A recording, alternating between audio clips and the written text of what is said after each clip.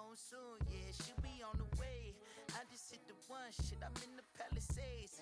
You gon' have to pull up the fast gate, open up the window, get your little things, get your little keys, get your little rings. Just be in the window before she see your face.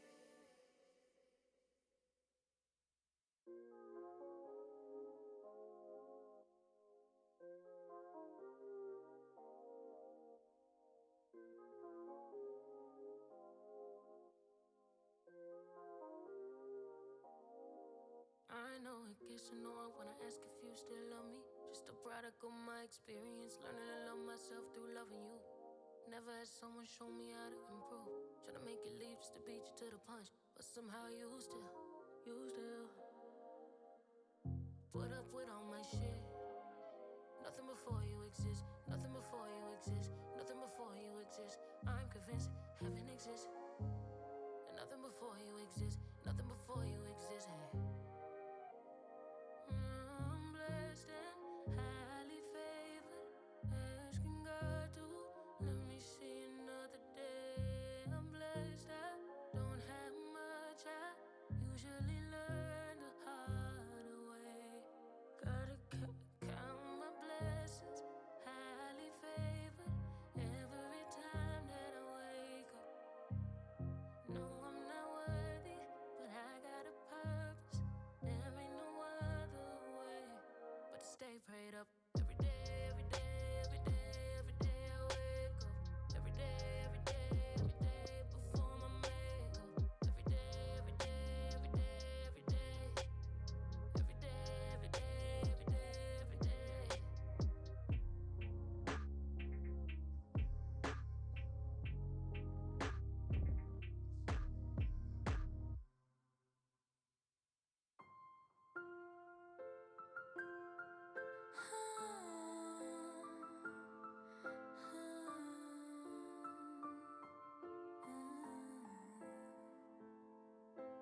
أهواك وأتمنى لو أنساك وأنسى روحي وياك، وإن ضاعت تبقى فداك لو تنساني وأنساك وتريني بنسى جفاك واشتاق لعذابي معاك والقى دموعي فاكراك ارجع تاني في لقاك الدنيا تجيني معاك ورضاها يبقى رضاك وساعتها يهون في هواك. أهواك وأتمنى لو أنساك وأنسى روحي وياك، وإن ضاعت يبقى فداك لو تنساني.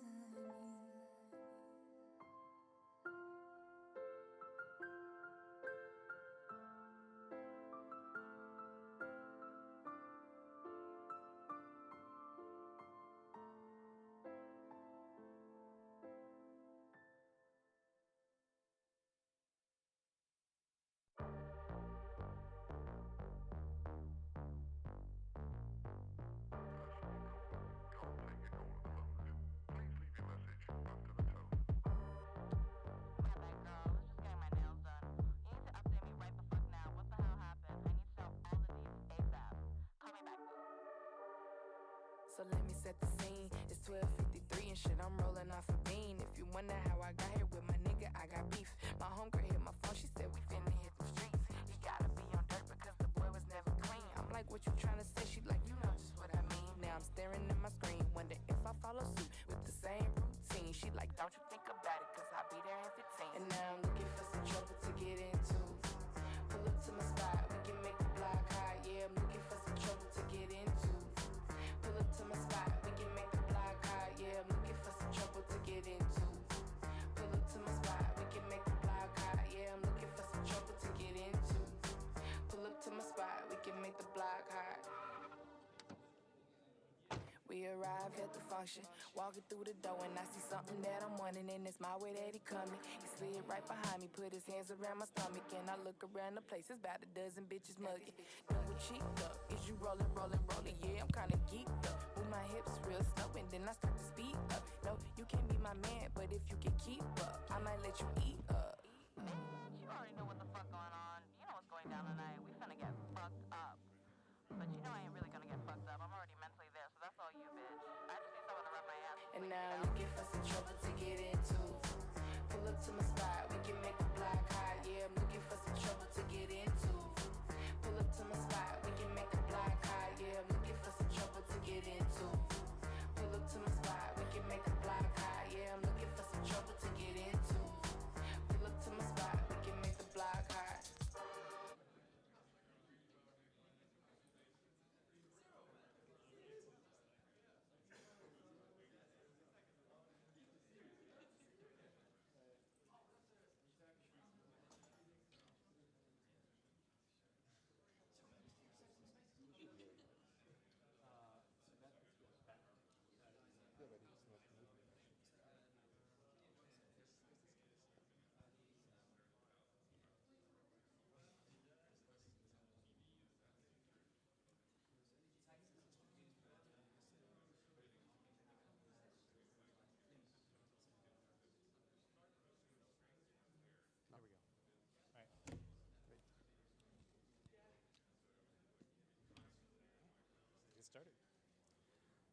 Hello.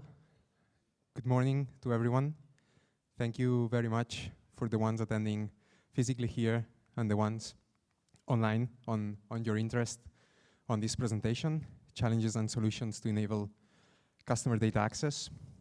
Before getting into deep, I have the privilege to introduce you Daniel Roesler, founder and CTO of UtilityAPI. And my name is Eloi Fàbrega. I'm Data Program Manager at FlexiDAO. Before starting, we would like to thank as well to LFE. This presentation is linked to the work that we're doing in the Customer Data Working Group, part of LFE Carbon Data Specification Consortium.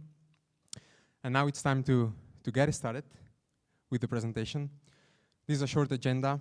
I will be speaking first, trying to put you in context on the current challenges that companies like FlexiDAO are experiencing in collecting data on behalf of their customers, and a little bit on context on what's the situation in Europe. And then I will give the word to Daniel, who will focus more on the solutions and the current work and the specifications that we are drafting in the Customer Data Working Group to enable customer data access. All right, so objectives of the session, first of all, present you the work that we are doing and how with open standards and specifications that we're writing in the Customer Data Working Group, we try to enable customer data access and therefore opening doors to different solutions towards decarbonization. As I said, a little bit of state of the art on the situation in Europe. We don't have that much time, but at least grasp a little bit on it. And then the business case of UtilityAPI, the situation in the US, and how we are trying to work on solutions to avoid all these challenges. So this slide is not a surprise. Of course, customer data access is a first step to enable solutions that help accelerate towards decarbonization. On the working group, we are mainly focusing on 4 different use cases. First, carbon accounting. That will be the example, for example, of FlexiDAO, or companies that provide carbon accounting metrics to their clients. Also for corporates, advancing and progressing and adopting next generation of electricity procurement strategies. We also focus on decarbonization projects and building benchmarking, and of course, demand response and grid flexibility. All these solutions have a common thing. They're data-driven. And as I said, first step is to remove all these barriers that data-driven companies are facing to establish and implement all these solutions. I would like to give you a little bit on context on the experience of FlexiDAO for the ones who don't know us, FlexiDAO is a startup providing software and advisory solutions to corporates, mainly energy buyers, in their way towards net zero goals and decarbonization strategies, providing metrics and KPIs on the adoption of next-gen procurement strategies, and also carbon accounting. And to be able to do so, we need two data streams mainly related to customers. One is metering data, settlement metering data, and the other one is all information linked to the energy attribute certificates that they are canceling or managing. And more focusing on the aspect of collecting metering data, I joined FlexiDAO a year and a half ago, and they say, yeah, your mission is that, to find ways to collect metering data on behalf of your clients. And it sounds pretty easy, but after 1 year and a half, it's not. And here I try to summarize the main challenges that we face. We have global operations, mainly focusing on Europe and the US. And first, it's the requirements and the needs for each different data source are totally different. There is no unique process. Also, we have to be flexible and manage different types of integrations, different data structures, different protocols used. Another challenge, customer authorization. There is no unique process, no standardized process. In this regard, even though we see that every time there are more digitalized processes that are easier to conduct authorization. Then, costs and resources needed to collect this data. This data, it's not free in majority of the cases, and we need to account for all the CapEx related integrations, maintaining the data links for the connections, and then all the different variables that may arise on collecting this data. And finally, of course, this depends on each region. We are integrated in different countries in Europe, but we also depend in some situations how the electricity market is structured, and more importantly, what are the companies who can provide this data, now focusing on metering data. And the delivery characteristics. It's not the same collecting data for 1, 2 assets, consumption assets, let's say data centers, or doing it for a telecom company that has thousands of assets in one country. So we all have a goal. It's that we have data that is scalable, granular, standardized, secure, timely, and reliable. I think I didn't miss any of them. And we are missing a standardization not only on how the data is structured, but in all the process to collect this data. With the experiences and work that FlexiDAO has been doing, we published a white paper at the end of 2021 called Mapping Metering Data Access in Europe, for the ones interested in knowing a little bit more on specific cases on different European member states. And the intention is to update it during this year. And also I would like to take advantage of the presentation. Last year, the Commission published the action plan of digitalization, the energy sector. And within it, there are a lot of projects happening. FlexiDAO is also collaborating in one called EDI, that's European Distributed Data Infrastructure for Energy, under Horizon Europe. And we are trying to develop decentralized and open source energy data space. So building kind of a communications layer on top of the different data exchange infrastructures that are developed in each country. But now it's time to hear a little bit more on the solutions and the positive insights. And I give the word to Daniel, who will tell you more about it. Thank you. Thank you, Eloi.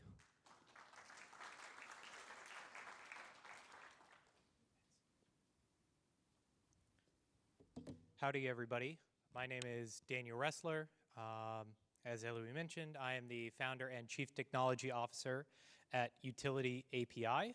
UtilityAPI is a platform that can be used by companies, organizations, energy service providers, all sorts of different actors in the energy ecosystem to request and download customer energy usage data and billing data in order to do the types of analyses and calculations that companies like FlexiDAO can use to perform their services for their customers. We are currently operating in the United States and Canada. We have many utilities supported. In the United States, it is a very fragmented market. There are many different types of utilities that have customer data. Organizations like municipal utilities, so those are city-run or locally controlled utilities. You have investor-owned utilities, which are privately owned and privately run, and there are shareholders involved, and there are regulatory constructs for all of these different levels.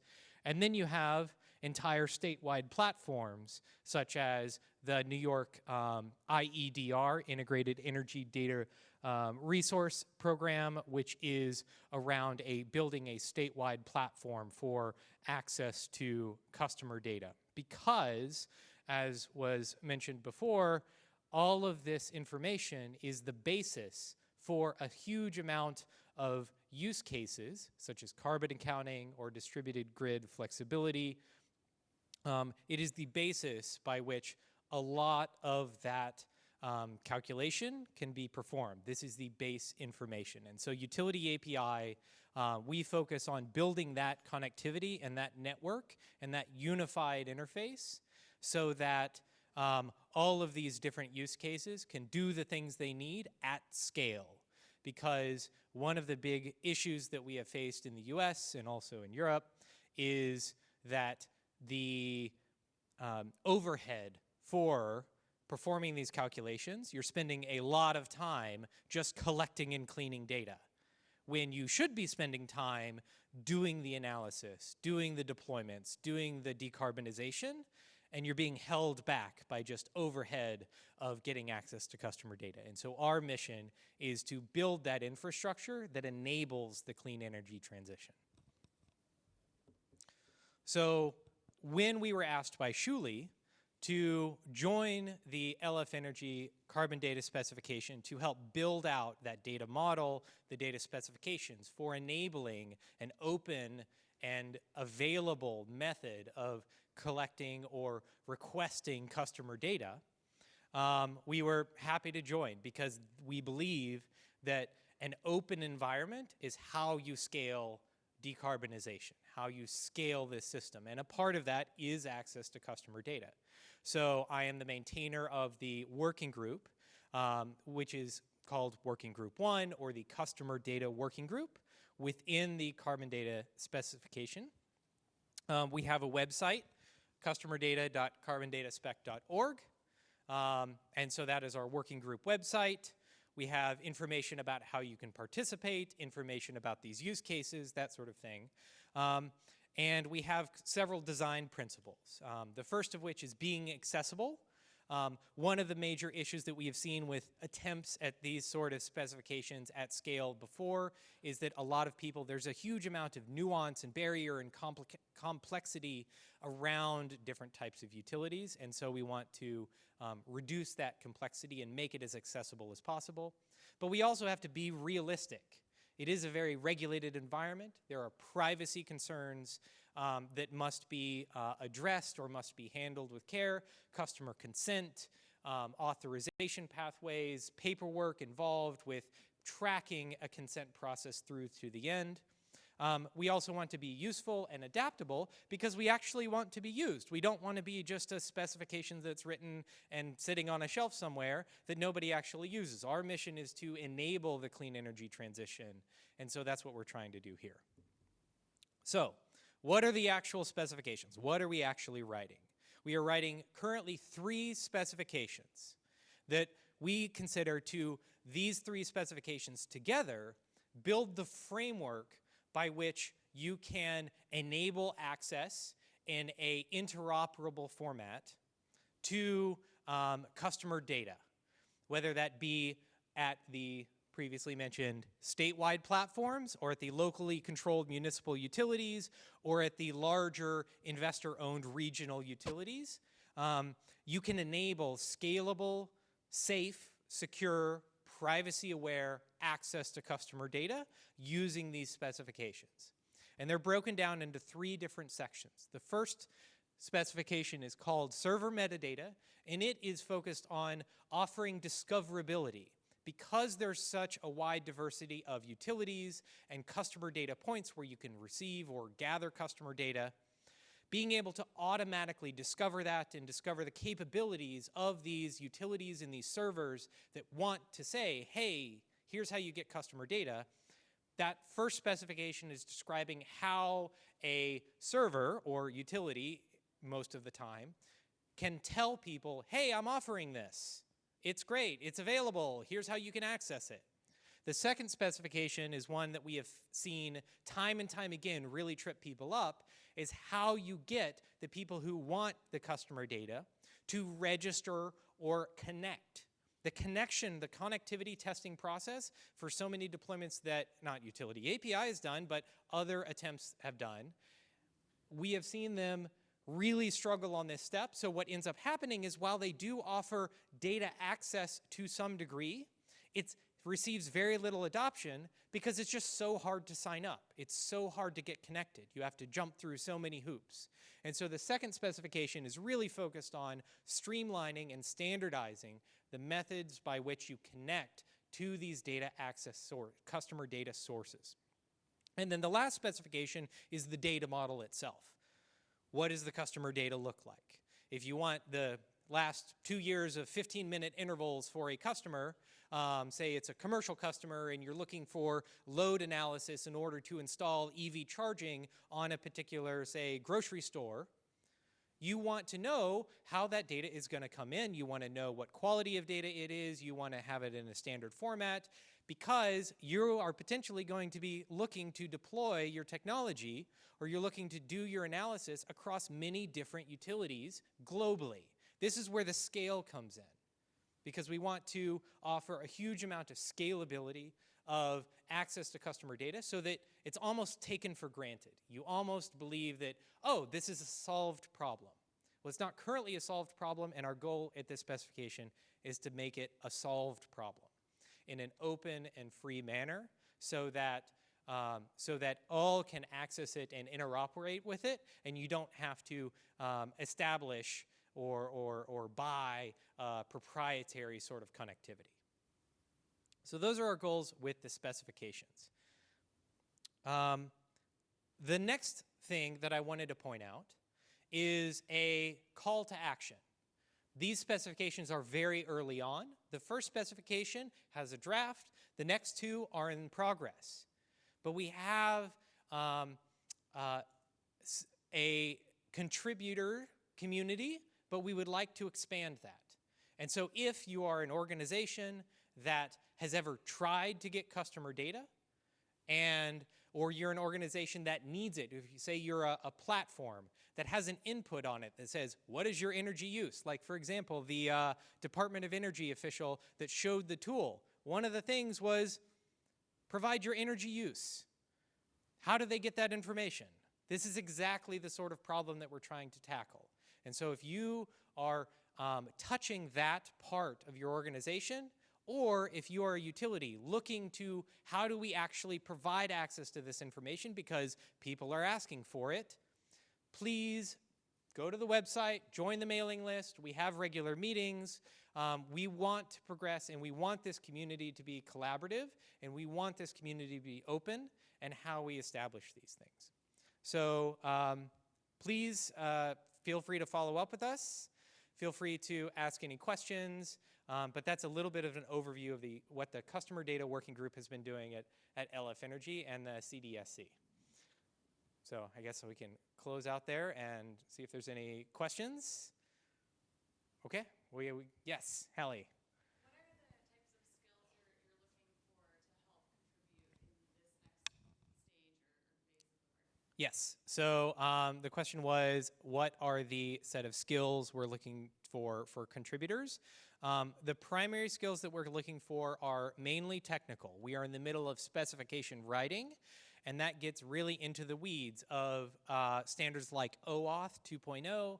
A lot of the technology for consent and registration is built off of that, that base protocol.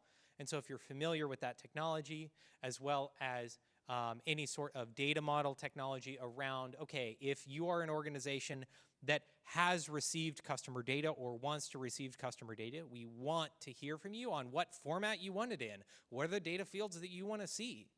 So those two things around familiarity with consent, digitized consent models, as well as familiarity with types of data that organizations that use these specifications will be receiving. The third one is utilities that are looking to implement some sort of data access mechanism. That requires generally a lot of modeling internally. A lot of utilities have a lot of different databases where all the data is spread throughout every which way, and they now have to consolidate it into some sort of standardized API, in this case a specification. That requires a lot of thinking, or requires a lot of mapping, and that's exactly the sort of feedback and contribution that we would like to have. So those three types of contributors are the main focus. Yes? Is the tracking of any kind of environmental attributes in scope for this spec here? So if I'm using Yeah. power, do I know it has been matched with X? Yeah. Somewhere else or anything like that? So the question is there any sort of environmental attributes that are or that will be part of this specification? So the early answer is we're in progress on that because there is another working group called the Power Systems Data Working Group that I believe is potentially better suited for providing that sort of environmental factors, because that's more of a grid system attribute data. I believe that there is part of the specification that we're working on that will include things like certificates.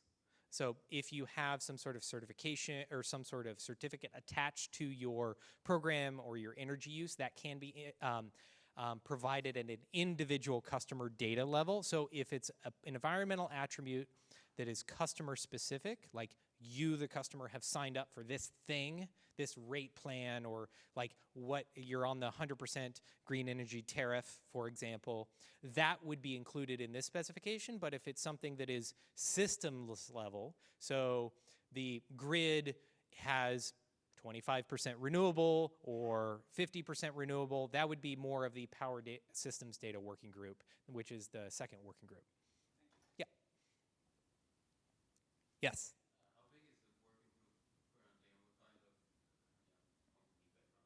So currently we have about a half a dozen contributing people. So in the last pull request that we had around the design principles, we had feedback from, I think, 7 or 8 companies basically contributing things. FlexiDAO contributed one of the principles, and so that was, I would say it's a fair amount of participation of stakeholders, but we would always love to, like, I would love to triple that, quadruple that. That would be great.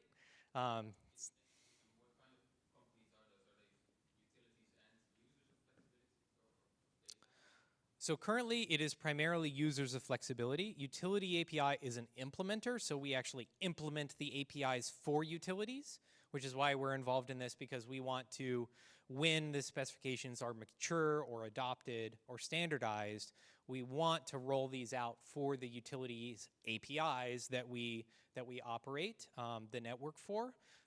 But in addition to that, we're always looking for more utilities to join in and offer their perspective as well. Yes?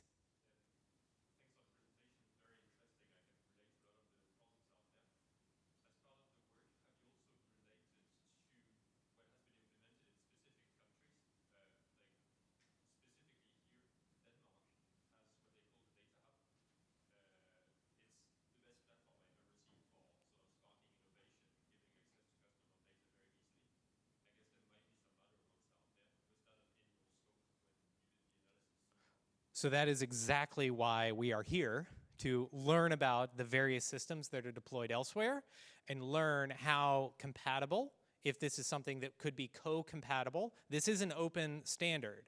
And so one of the things that we would love to get feedback on or speak with people who are knowledgeable about individual country deployments That is definitely an area where we want to learn more, we want to receive contribution, because we do not see this specification as competition with existing systems. Our goal is to offer interoperability and not to have siloed systems. Yes? I'm just also curious about the broader difference that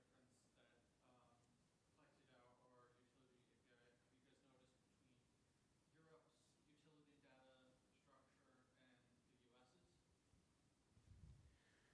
Yes, I can go on this one. So here in Europe, we see more solutions at a country level. So for example, the case with Denmark and Eloi, that it's a data hub there that allows to have a general access to all the meterings there. Not the case in the US. So mainly access to metering data depends on utility level. So imagine the situations that now FlexiDAO needs to open market in the US. So rather utility API solutions, because it's pretty challenging to conduct the integrations with all the utilities and all the requirements that they demand, for example, for a foreign company like FlexiDAO. So the project that I was mentioning before, Eddie, it's trying, now focusing on Europe in creating this app layer to all these solutions on a country level to provide a unique interface for companies that need access to this data to not face all these challenges. And at some point, of course, we need to coordinate between all the projects that are happening with the main goal and try also to collaborate and to find solutions together, because that's the way to progress. And that's a very good point, because this reflects how different the different regions and territories operate in terms of providing this access to data. Yes, I think we'll do one more question, and I think we're out of time. I'm happy that others promote our data hub so much. And we're really happy to send our own energy data. I think one of our biggest challenges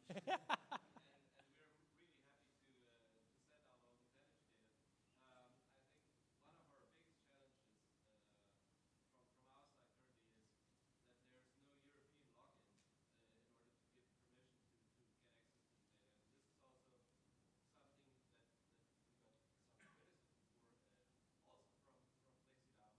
data, since they would need a Danish VAT number in order to get a Danish national login and all these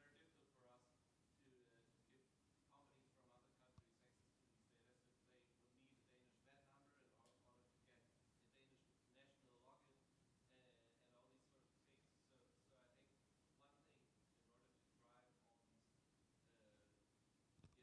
So I think one thing in order to drive all these data, like setting data free, is to get some login systems that at least for Europe work pan-European. So what is your view on that? Are you working on that also? So the answer to that is yes. The question is around login systems, so that you can establish connectivity as an organization to these data hubs. And that is exactly what the second specification is focused on, is how to offer a framework for establishing that connectivity so that an organization can submit a request for connectivity, and it is already specified how one can establish that secure connectivity using token exchange or using OAuth in order to build that system out. I am unfamiliar with the requirement around requiring a Danish login, but the second specification is focused on creating that connectivity for various data hubs. And so that might be a mechanism where there could be some collaboration around how organizations can establish connectivity with data hubs using that second specification. Okay, I think we're out of time, so thank you all very much. I hope that everybody has a very good conference, and I hope this first talk hasn't put us too much over time. So, thank you. Thank you.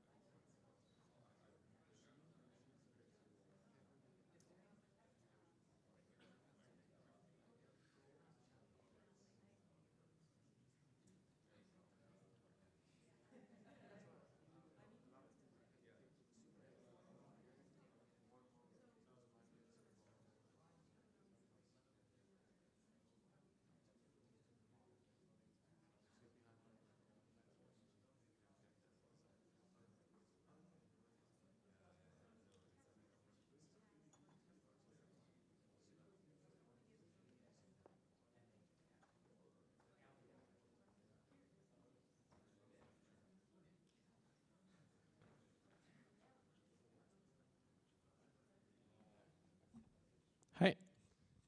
Yeah, just 1 second. We have a problem with the slides. We're working on it.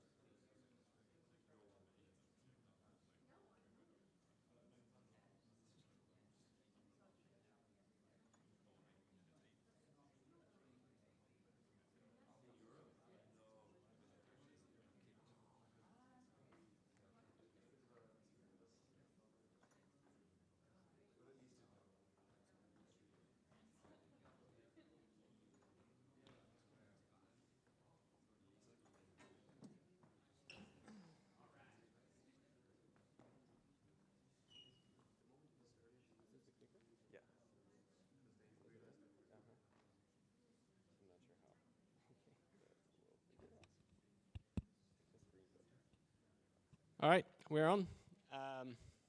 Sorry for the little delay, little logistics problem. So thanks a lot for the organizers for giving us the opportunity to present the work we've been doing within under the hood of the Linux Foundation Energy. And thanks to RT for providing such a nice venue. So yeah, today Steve and I will be presenting what we've been doing for the second working group of the carbon data specification, which relates to power systems data. So the Carbon Data Specification Consortium, CDSC for short, was founded in 2022 to better utilize power systems data to fight climate change. And we will be presenting today how we can better utilize carbon data for climate change. This thing. Yeah. Okay.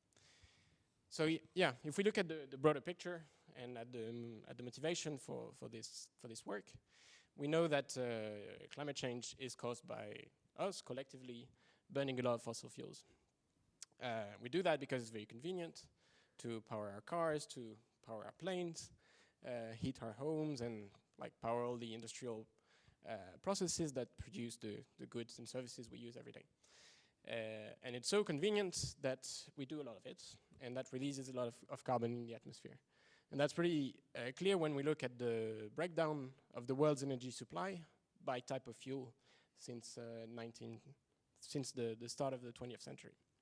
You can see that up till this day, the vast majority of the energy supply, of our energy supply, comes from fossil fuels. So if we want to stop climate change, we're going to have to stop burning all these fossil fuels, which means completely reinventing the way we power all of these systems. And the great solution that is often presented to us is to electrify all of these activities. So instead of using internal combustion engine cars, use electric cars. Instead of using gas boilers, use heat pumps, and so on and so on. Which sounds like a great idea on paper, but the problem is that in real life, electricity needs to come from somewhere. And depending on how we produce that electricity, we can see vastly different impacts on the climate. So you can clearly see with these emission factors that there's like 2 orders of magnitude of difference in terms of how much carbon is released in the atmosphere when we produce electricity from coal. So that's the biggest machine we've ever built. It's a lignite extractor in Germany, and wind. So that creates a need for us to make sure that when we electrify, we keep a pulse on it and and keep a track of where the electricity comes from to ensure that our power systems actually do not create more harm. And to give you an understanding, and this is a very hard task to do currently. And to give you an understanding of how hard that is, we're just going to give you through electricity maps and what carbon's example, a few cases where we're actually trying to get that power system data for computing carbon emissions, and you'll see how hard it can be in real life. So just as an intro, Electricity Maps organizes the power data across the world and provides a unified and real-time access to that data. We're able to cover all continents with data for more than 180 zones. And this is only possible because Electricity Maps is open core. So we rely on up to 1,000 of contributors to help us identify data sources, build mappings for these data sources taxonomy to ours, and also build the parsers that are able to extract the data and us to access it. Roughly speaking, this is how electricity maps work. So the hard part is on the left when we have to get the data from all these different sources. We have more than 100 sources out there. And for each of these sources, we need to have this specific mapping through a parser, and then we save that into a common power systems data. And then at the end, the easy part, which is processing it, doing data harmonization, missing data imputation, and so on. We do that internally. But the real hard part, where our contributors are active, is on the left. And to illustrate that, I'll give you 3 examples coming from very easy to very hard. So the first one, you can give like little kudos to the people at RT, thank you. They have an API, which is super easy to use. So you can make just one query, and you'll get the full production mix for the entirety of France. Then you just need a mapping to make sure that things are harmonized, but it's relatively easy. In other cases, it becomes a bit more tricky. If you try to get nuclear data in Japan, well, first you need to load an HTML page, which gives you this beautiful state. Scrape that, and then you can apply regex to extract what is the actual power production of that nuclear power plant. And even worse cases, in Singapore, if one wants to obtain the power production of solar in Singapore, you need to extract this image from a website where it's uploaded every hour or so, and then run optical character recognition on the image to extract this little PV output, 0 megawatt. So as you can see, it can be a bit tricky. Yeah, and not only can you hear me? There we go. Okay, great. Oh no. Not only can it be a bit tricky, but some utilities don't even provide API data or aren't able to, especially smaller utilities. And so, for example, here we have, there's a utility called Hibbing in Minnesota in the US. That's 100% clean. But nearby there's some larger ones, Minnesota Power, that's about 50%.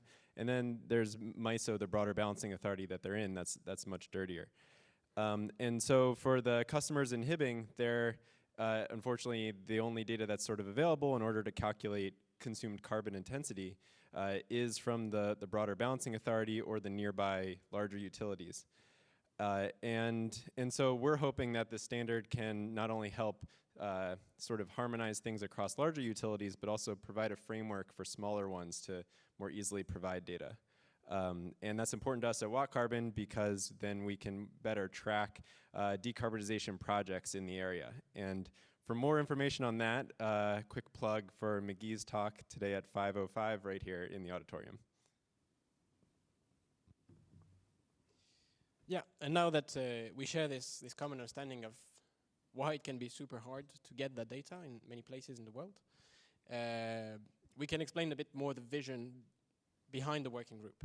So the vision of the working group is to create a unified data standard for all power systems operators to share that data in a unified fashion. This way, if anybody that wants to source this power system data to then derive some carbon insights or to integrate it into the smart system or demand-side consumption or that sort of stuff, would only need to build a single parser and would be guaranteed to get the same data in a unified way. And so we truly hope that by building this standard and by sharing it worldwide, we can make carbon data more widely spread and accelerate the transition towards decarbonized electricity grids. And now we're going to present you what we've actually been doing. Okay, to start off, one of the things that we thought was important in the specification was to create an actual API to demonstrate the endpoints in the work we're kind of iterating on. That way, there's something a little bit more tangible while we're creating the spec that people can use to play with. And so here's a link to the documentation for the spec.